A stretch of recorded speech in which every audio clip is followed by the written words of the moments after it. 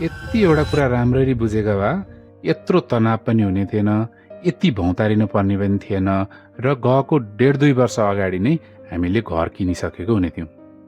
यो मैले भनेको कुरा होइन, एकजना फर्स्ट होम बायरले मैले यो कुरा एक्सप्लेन गरिसकेपछि मैले पाएको फिडब्याक हो।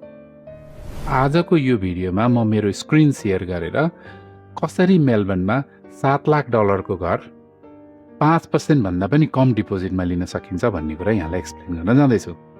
यदि यहाँहरू पनि पर्मानेन्ट रेसिडेन्सी भइसकेको फर्स्ट होम बायर हुनुहुन्छ र मेलबर्नमा जग्गा किनेर घर बनाउनुहुन्छ अथवा brand new never been occupied घर लिनुहुन्छ अथवा अन्डर कन्स्ट्रक्सन बन्दै गरेको प्रपर्टी लिनुहुन्छ भने त्यो केसमा भिक्टोरियन गभर्मेन्टले $10,000 फर्स्ट होम ओनर ग्रान्ट यहाँलाई दिन्छ।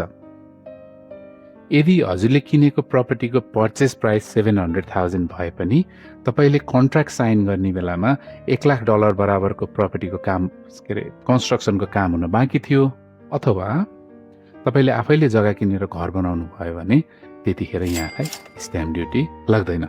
यसै पनि भिक्टोरियामा $600,000 बराबरको प्रपर्टी यदि इस्ट्याब्लिसै छ भने पनि यहाँहरूलाई स्ट्याम्प ड्युटी लाग्दैन। स्ट्याम्प ड्युटी नलागे पनि ट्रान्सफर फी र रजिस्ट्रेसन फी भनेर यो भिक्टोरियन गभर्मेन्टको फी दुईटा तिर्नुपर्ने हुन्छ र घर किन्ने प्रोसेसमा अर्को $2,000 to $3,000 कन्भेन्सर अथवा सोलिसिटरको फी, काउन्सिलको रेट, अरू बिल्डिङ पेस्ट इन्सपेक्सन यताउता गर्दा यहाँहरूलाई खर्च पर्न आउँछ। त्यसले गर्दा करिब $4,600 $5,000 यहाँहरूको एडिसनल कस्ट यहाँलाई पर्छ।